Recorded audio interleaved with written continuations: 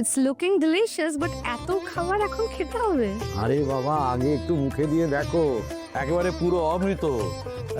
না না, মানে আমার বউ রান্না করেছে বলে বলছি না, সত্যিই কিন্তু তোমার আন্টি দারুণ রান্না করে। কি হচ্ছে কি? আরে বাবা খাও।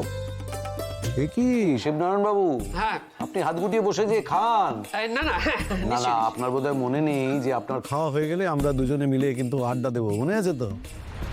তবে তোমাদের সঙ্গে কিন্তু আসল মানুষটারই এখনো আলাপ হয়নি, আমার বাবা। বাচাল পুরো, একে তো আমার চাইছি।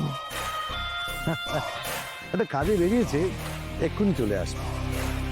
আলাপ হলে বুঝতে পারবে কি মজার মানুষ, ভীষণ ইন্টারেস্টিং ক্যারেক্টার। বিকাশ রঞ্জন ব্যানার্জি, তাই তো?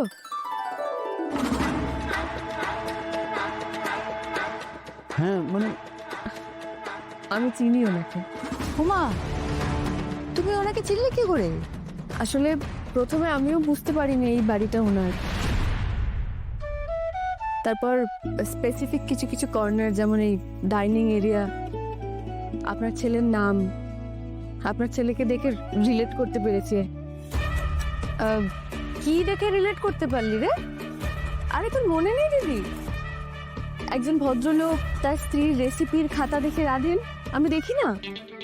ওকে, ওয়েট ওয়েট ওয়েট, ওই কি বলছিস? মানে উনি আপনাদের বাবা নাকি? হ্যাঁ মাই গুডনেস, আমার বোন তো ওনার বিরাট ফ্যান। বুঝু। দেখেছো, পৃথিবীটা আসলে খুব ছোট।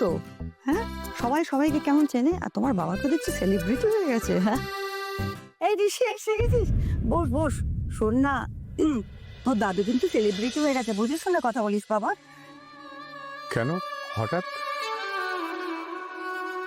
বলছি, আরে দুর্জয় বসো, এই শঙ্খ খেতে বসো। না না মা, আমি এখন বসছি না, ঐশী আসুক তারপর আমরা একসঙ্গে বসবো। মেশো, আপনি বসে পড়ুন না। হ্যাঁ সেই ভালো, সময় নষ্ট করার দরকার নেই।